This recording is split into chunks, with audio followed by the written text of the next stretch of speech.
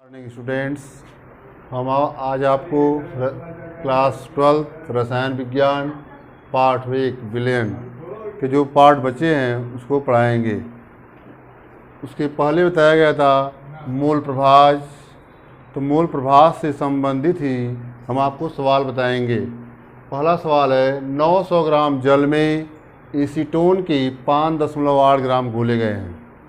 विलयन में जल और एसीटोन के मूल प्रभाज की गणना कीजिए। तो ये पता सबको है कि मूल प्रभाज निकालने के लिए पहले मोलों की संख्या पता होनी चाहिए। तो पहले मोलों की संख्या निकालेंगे। 900 ग्राम जल में एसीटोन के 5.8 ग्राम घोले गए हैं। तो एसीटोन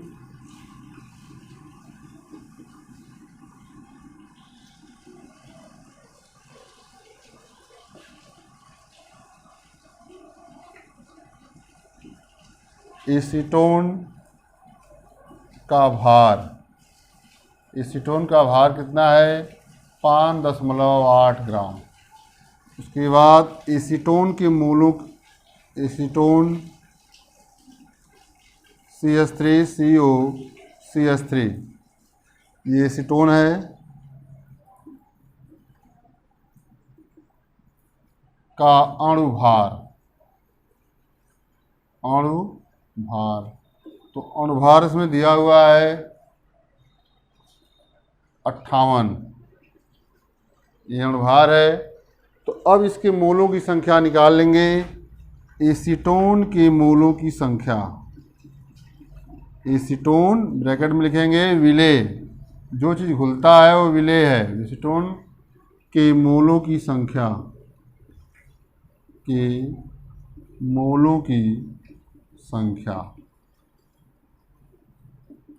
एसीटोन के मोलों की संख्या बराबर एसीटोन का भार बटा अणु भार।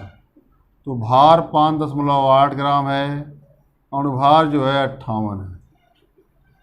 अब भार में अणुभार से भाग दे देंगे, आ जाएगा 0.1। ये एसीटोन के मोलों की संख्या निकल गई। उसी तरह से जल के मोलों की संख्या भी निकालेंगे। जल का पहले लिखेंगे भार। जल का भार कितना दिया हुआ है? 900 ग्राम जल, 900 ग्राम 900 ग्राम है। जल का अणुभार, जल का अणुभार ऐसे निकाल दीजिए। H2O होता है 1 × 2 × 16 हो जाएगा 18 दिया ही है जल का। अब उसके बाद जल के मोलों की संख्या निकालेंगे। जल क्या चीज़ है? इसमें विलायक। जल के मोलों की संख्या,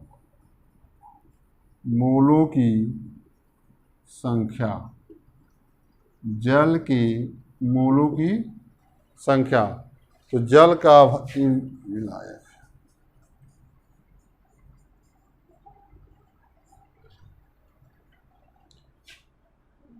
जल का भार बटा अणुभार।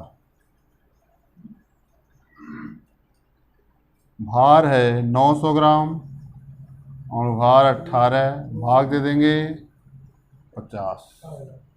ये निकल गई मोलों की संख्या। इसके जल के मोलों की संख्या निकल गई, एसीटोन के मोलों की संख्या निकल गई। अब जो है इसी पे सवाल को कर देंगे।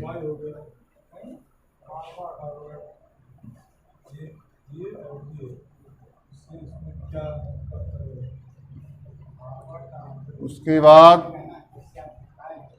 अब दोनों का मूल प्रभाज निकालना है, जल का और एसीटोन का। तो पहले जल का निकालेंगे। जल का मूल प्रभाज, जल का मूल प्रभाज, जल का मूल प्रभाज होगा जल के मोलों की संख्या, जल के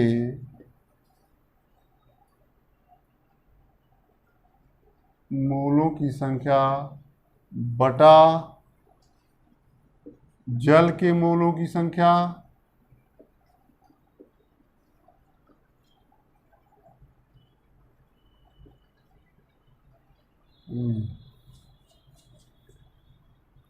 एसीटोन के मोलों की संख्या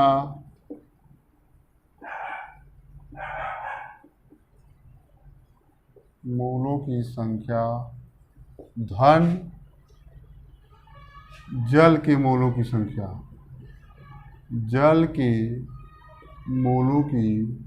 संख्या, अब इसको कर देंगे, सब दिया हुआ है। जल के मोलों की संख्या कितनी आई है? 50 रख देंगे ऊपर बटा एसीटोन के मोलों की संख्या 0.1, ये हो गया। अब प्लस जल के मोलों की संख्या 50, ये हो गया। अब इसको यहाँ लिख देंगे, इसको जोड़ देंगे 50.1 हो गया। तो अब दशमलव हटाने के लिए इसमें भी 10 से गुणा करेंगे और इसमें भी कर देंगे, तो ये हो जाएगा 500, ये हो जाएगा 501। अब उसके बाद 501 से इसमें भाग दिया जाएगा, तो भाग देने का देखिए 500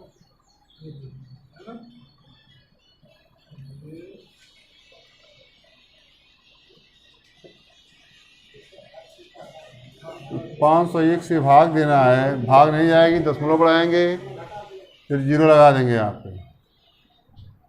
उसके बाद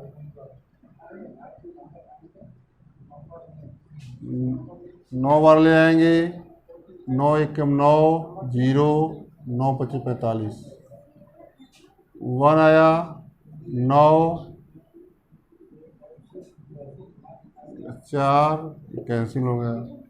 अब उसके बाद फिर ले जाएंगे 1 0 बढ़ा के, फिर 9 बार जाएगा, 1 0 4 कट गया, फिर 0 लिए, फिर ले जाएंगे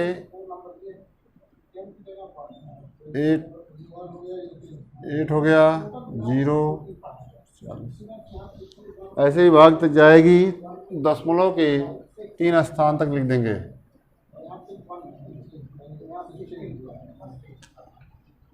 दशमलव 998, ये हो गया जल का मोल प्रभाज। उसके बाद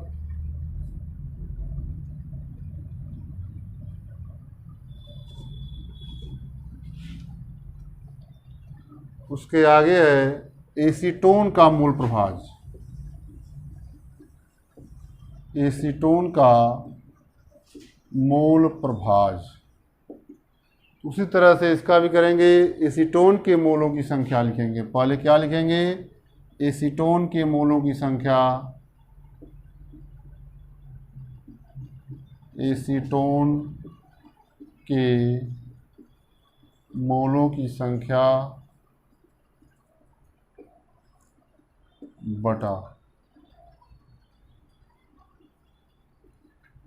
एसीटोन के मोलों की संख्या,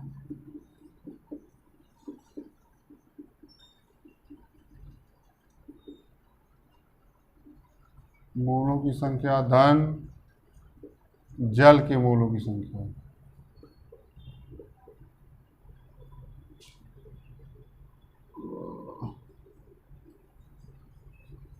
करने के बाद अब एसीटोन के मोलों की संख्या यहाँ दिया हुआ है 0.1,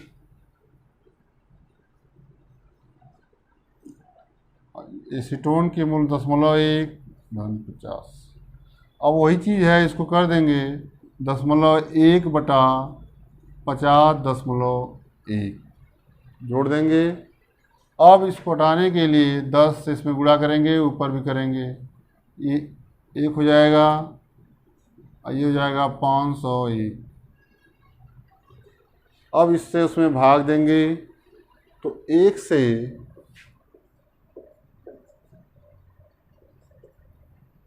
दशमलव बढ़ाए, 0 लगाए, तब भी भाग नहीं जा रही है, फिर 0 बढ़ाएंगे, फिर 0 लेंगे, तब भी नहीं जाएगा, फिर 0 लेंगे, फिर 0 बढ़ा देंगे।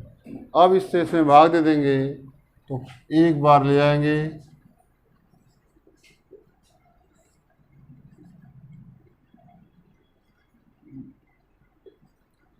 ये आ गया। अब उसके बाद फिर 0 लेंगे,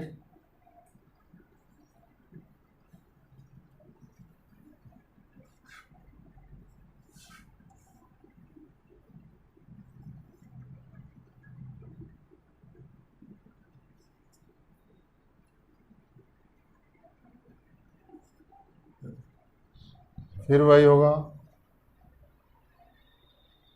मतलब 0.00199। ये हो गया एसीटोन का मूल प्रभाज। अब उसके आगे है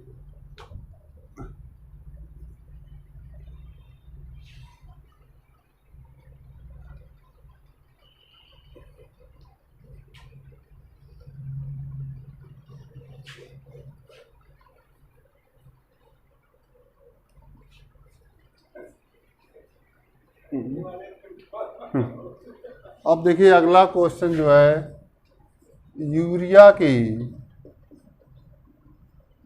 6% भार से जली विलयन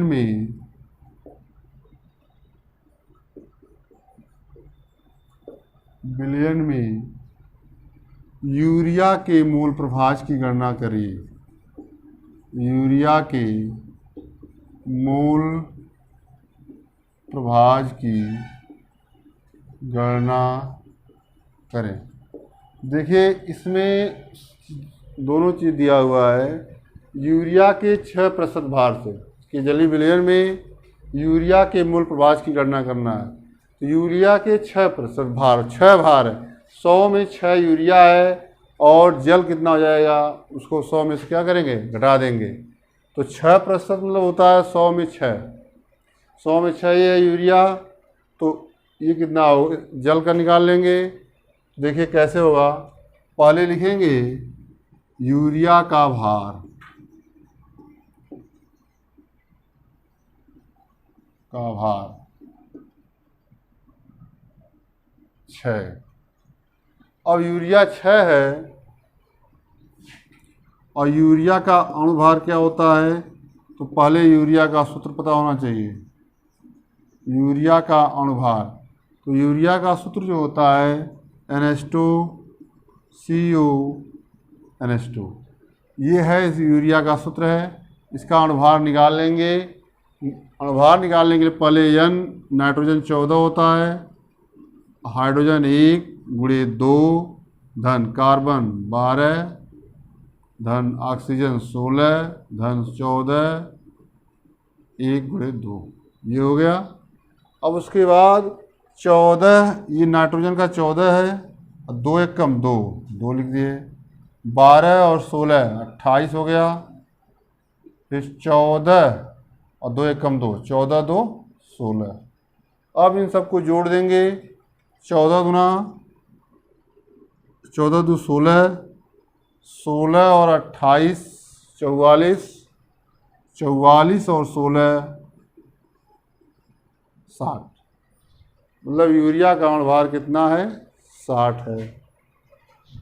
देख लीजिए एक बार, N का 14 हो गया, हाइड्रोजन का 1 गुणे 2 12 16 14 1 गुणे 2 14 हो गया, 2 एक कम 2 बस कर दिए। फिर 12 16 14, फिर 2 एक कम 2, तो 14 2 एक कम 2 12 16 28 और 14 2 16,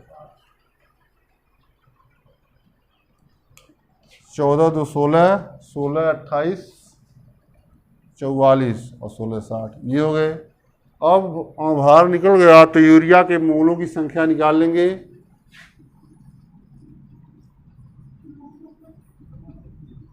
यूरिया के मोलों की संख्या, यूरिया का भार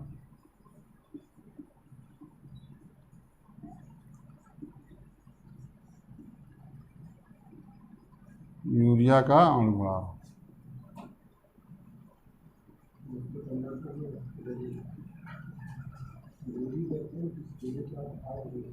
भार यूरिया का 6 है, अणुभार 60।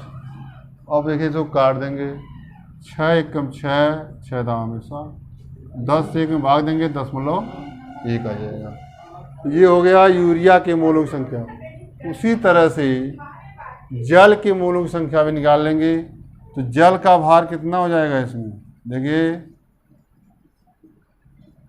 अब 6% भार से है तो 100 में 6 है यूरिया, ये हो गया 100 ऋण 6 और कितना हो गया 94 हो गया।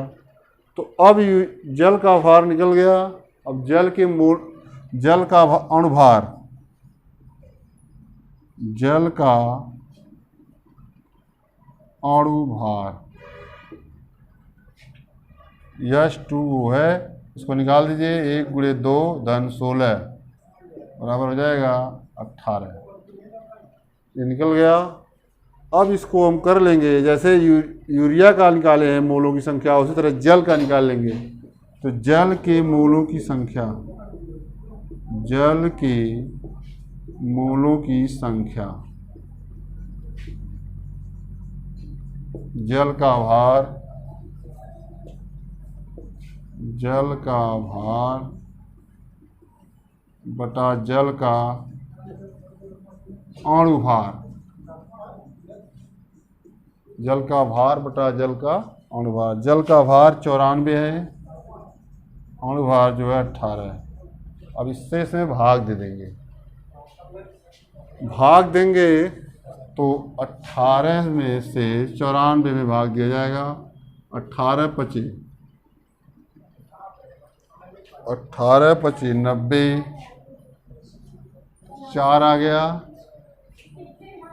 काट दिए, दशमलव लगाए, 0 बढ़ाए, 18 दूना 36, 4 हो गया, 0 बढ़ाए, 18 दूना 36, बार बार यही आएगा तो हो जाएगा 5.22। ये निकल गया। अब देखिए यूरिया के मोलों की संख्या निकल गई और जल के मोलों की संख्या निकल गई। अब तो पूछ क्या रहा है कि यूरिया के मोल प्रभाज की गणना करें। तो अब यूरिया के मोल प्रभाज की गणना आसानी से हो जाएगी। देखिए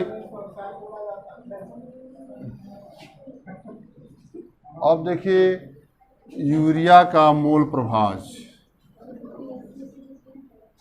मोल प्रभाज, यूरिया का मोल प्रभाज हो जाएगा यूरिया के मोलों की संख्या, यूरिया के मोलों की संख्या बटा यूरिया के मोलों की संख्या, यूरिया के मोलों की संख्या धन जल के मोलों की संख्या।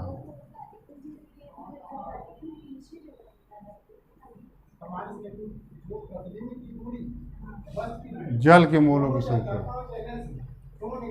तो यूरिया के मोलों की संख्या 0.1, यहाँ भी 0.1 होगा, और जल का मोलों की संख्या 5.22। अब इसी पे कर देंगे, इसको ऐड 0.1 बटा 5.22 0.1, 5.32 ये हो गया। अब जो है 5.22 0.1, ठीक। उसके बाद 100 से गुणा कर देंगे इसमें भी और इसमें भी, ठीक। ये हो जाएगा 10/532, 10/532।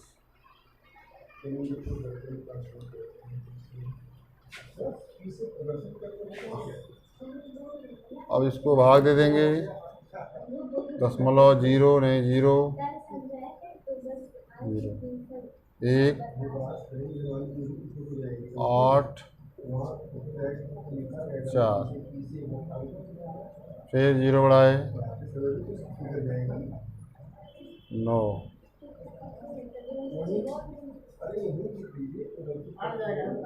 ज़्यादा हो जाएगा, और दूना 16,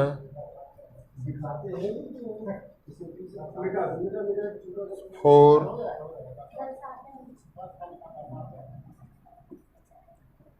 फिर 0 बढ़ाए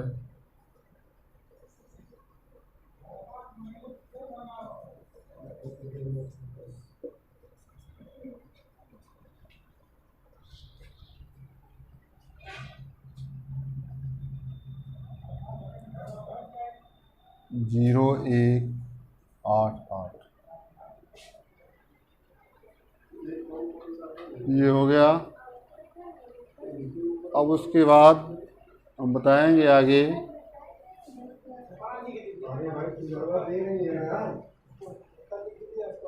परासरण क्या चीज़ है। विलायक के अणुओं का अर्धपारगम झिल्ली से